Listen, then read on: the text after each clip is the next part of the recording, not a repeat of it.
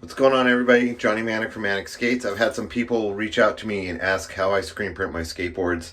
How I do it is I make my own screens out of pieces of wood and I stretch my mesh myself so I get a looser screen so it can contact with the concaves. So what I did here is I went to the hardware store. These are 2x2s and these were $2.90 something. So one of these will make me one board screen. All right, so next we're gonna measure and cut. So what you need for this is a speed square, a tape measure, and a pencil.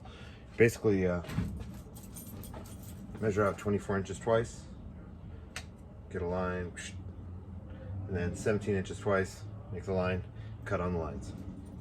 All right, so I'm all measured out. I'm gonna make 4 screens today, and you'll see that there's 24 inches, 24 inches, 17 inches, 17 inches. I'm just gonna cut straight because I'm lazy and it still works.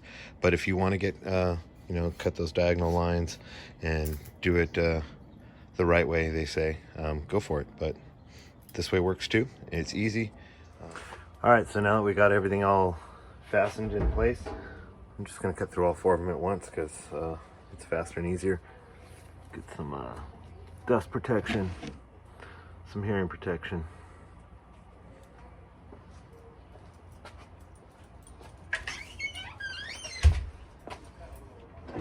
Oh, and eye protection.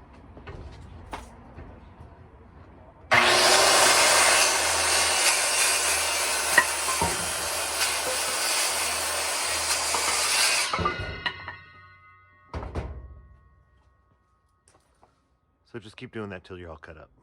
All right, so we're all cut up. This is 4 screens worth of lumber. And you should have, if you're making one screen, that's how you make a frame. So what we're gonna do is we're gonna go inside the workshop and drill some pilot holes, put some wood glue in there and screw them together, make a frame.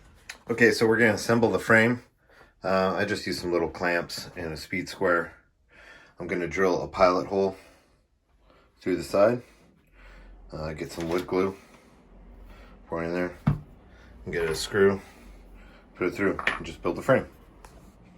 All right, so I'm gonna put a pilot hole in here so I don't split my wood.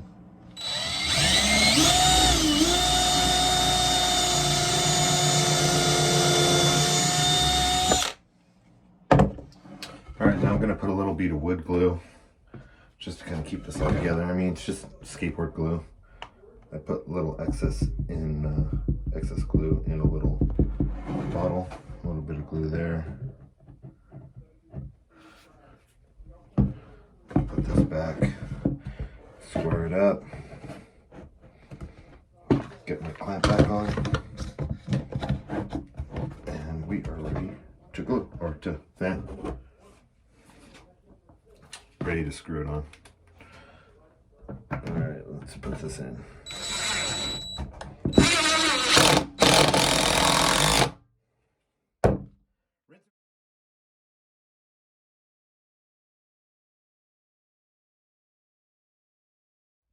All right, so now we have a frame.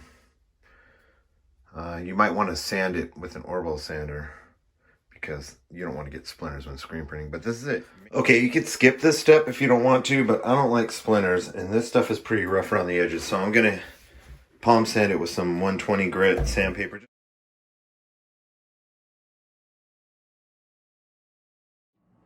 All right, so now we've got our sanded frame, so less likely to get splinters. It is wood, so it happens. You get this mesh online. I use 200 mesh count.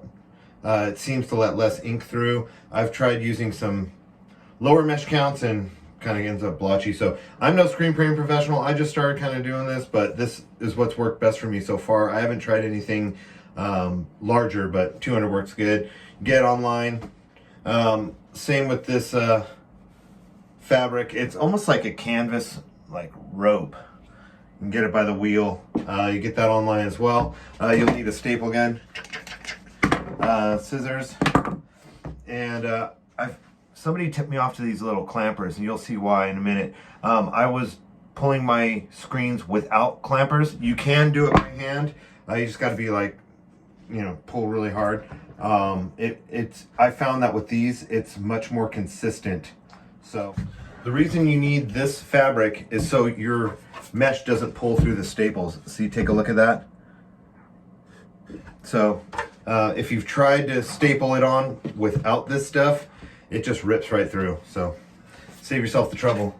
You can use shoelace, you can use any kind of fabric. I mean, get gnarly, cut up a t-shirt, I don't care, whatever. Just use some sort of fabric. Something woven is helpful. All right, now I got my mesh. I cut it to where it sticks out past the screen frame so that I have something to bite on with these clamps. After you've got your mesh cut out, you get your little wheel of fabric and, you know, just go about this length right here, fold it in half because you got two sides that you got to do this with, and just cut it. Now I should have 4 of these little stringy thingamajigs to put around the edge of the frame. All right, so now we got our fabric here, and so we're going to put this across the mesh, and I'm just going to put a little X in staples with my staple gun, kind of hold it in place. Make sure I got overhang on all 4 sides, and just do boom, boner. And then what you're going to do is, I try to apply tension on every corner just so I don't get any ripples. So what we're doing is we're going around in a circle and attaching the fabric to the screen frame. 1, 2, 1, and attach that. 1, 2. And I'm going to pull this corner so I get it kind of tight. And the more you can kind of finesse some tension, the better. 1. I don't like going that way.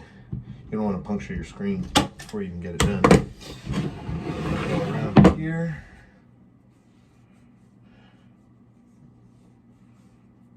Go across that like so. Put an X. 1, 2. And go to this corner. Pull the mesh. Pull the little stringy thingy. And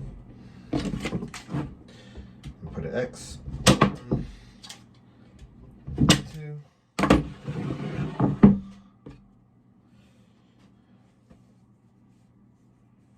And put the last one. So we're only doing it on the corners. You notice that? All right. So here, put an X. 1, 2. And pull this thing kind of tight. We'll cut off the excess. 1.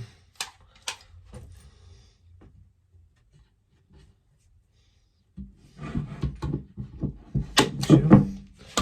And whenever like staples don't go in all the way, it's cool, man. Just get a hammer and kind of tap it in.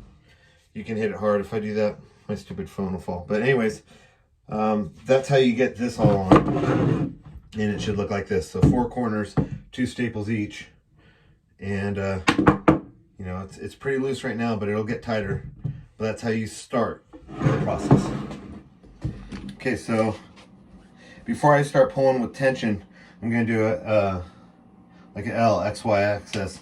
You want to go at a diagonal angle with the staples, not perfectly straight, not perfectly sideways, like diagonal. Okay, you got it. What I do is I put in a staple, and then this little guard, I push it up against the last staple, and the last staple, and the last staple. That way I get a lot of coverage of staples, and it's kind of even. So let's go around and do that. Again, if they don't go in all the way, hit them with a hammer. It's all good. So one side should look like that. See, diagonal. Okay, notice I didn't pull on it yet. I'm going to do the same on the other side. A second ago I mentioned about hitting with a hammer. Just after you're done, it's not a bad idea to kind of go down the line. Make sure there's nothing sticking up. Just kind of run your finger over it. Oh, right there, I feel something. See, that's where that knot was. It's all good. Beat it in submission. Alright, now we're going to do it again right here. Rinse and repeat. Alright, so now you can see we have an XY axis, okay? We're good. Now we start stretching and stapling. We got to get this screen tighter, obviously. And what we do here is, see this loose mesh right here? We go all the way to the end.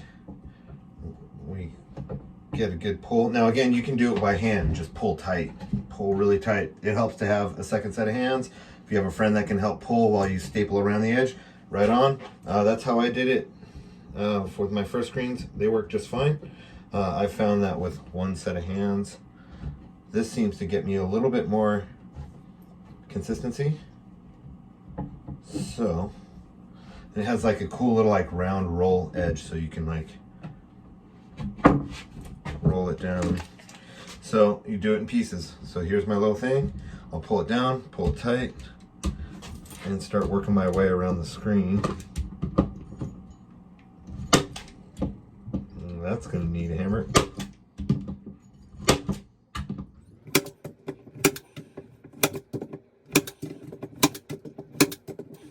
Maybe lower.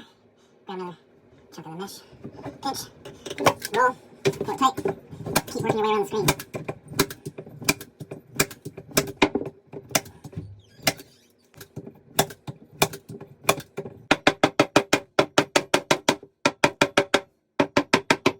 Now this is the last side, so we have 1, 2, 3 sides. 2 we did just loosely. The third we did with some tension, pulling with the clamps. Again, you can do it by hand like this and just pull super tight and go. But we're starting to get a little bit of tension here. But you see all these like kind of ripples? Might be able to. There you go. See those ripples? When you pull this way, they'll be gone. Whoop. So let's get to it.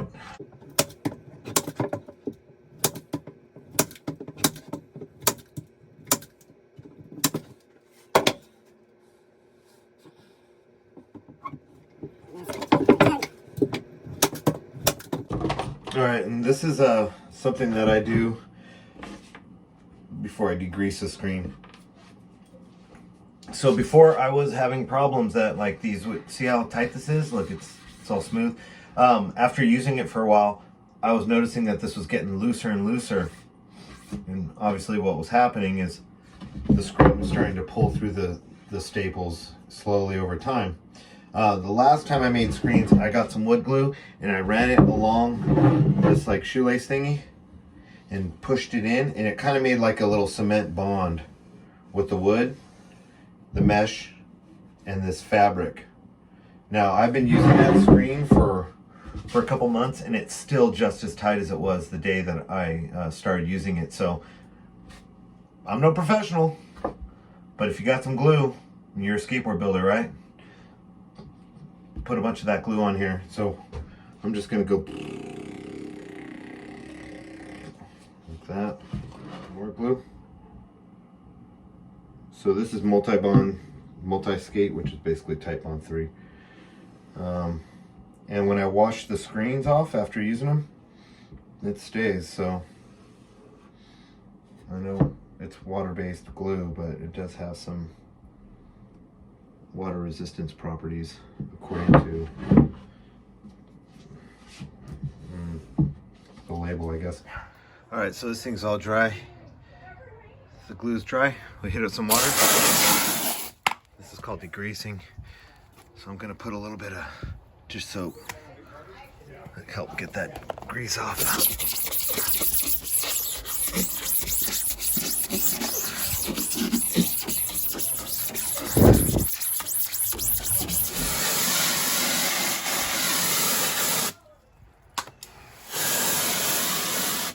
right, let it dry and then we can coat it. We got a dry screen that's been degreased, so it's ready for being coated. I use water-based ink, so it's air dry for my skateboards. So this Ecotex WR Blue seems to work best for me. You can get it on megawebsite.com, where you can buy anything you want. So that's where I get my stuff, because we're in the middle of a lockdown here, folks. And everything I get for screen printing comes from mega website, megastore.com. Alright, so this is a scoop coater. That's how you coat your screens. There's a thin edge and a thicker edge. I use the thin edge. And so now I'm going to put the emulsion in the scoop coater.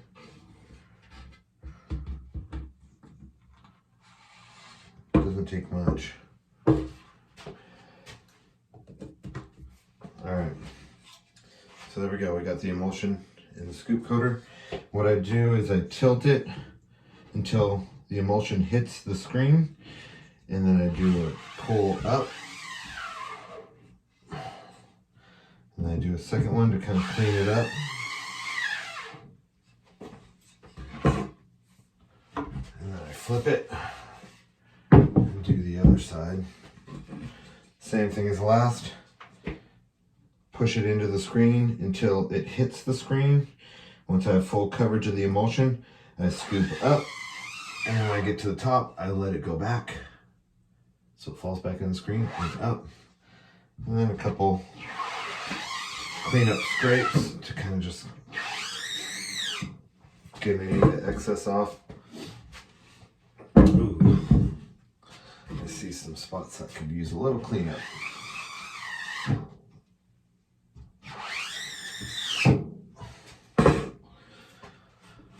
Again, I'm no professional here, but this works for me. So it could work for you.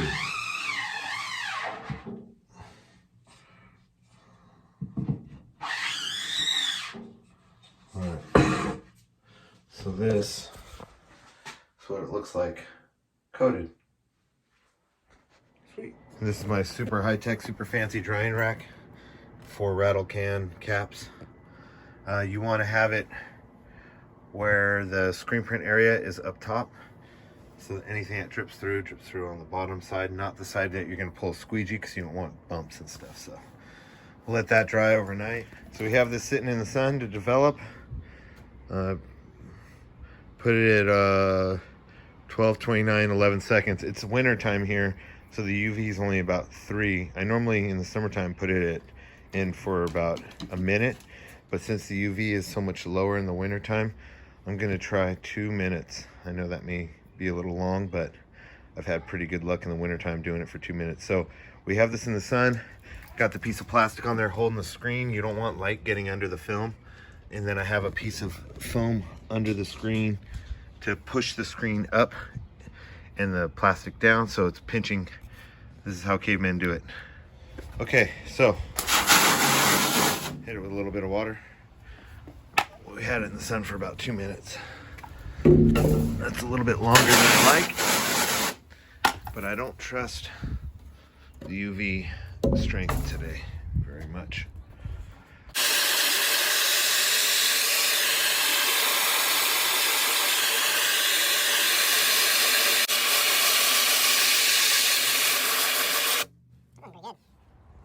All right, so we just washed out the screen. You put it in the sun to dry, and also it kind of keeps developing and hardening your stencil a little bit. You don't want to leave it out too long. Sun can start breaking down the emulsion, but it's not a bad idea to let it dry out in the sun and just give it a few extra more minutes in the sun to develop any stuff that didn't develop. You'll see right there, that blue right there, that didn't develop because it was a glop of emulsion. That's a holiday. As long as that doesn't happen in your stencil area, you're good. I mean, you want to nitpick, whatever. But I'm gonna tape that off anyways. But you can see that the stencil area is really nice. Good, solid, hard lines developed in the sun without any expensive equipment. ready for screen printing on a skateboard.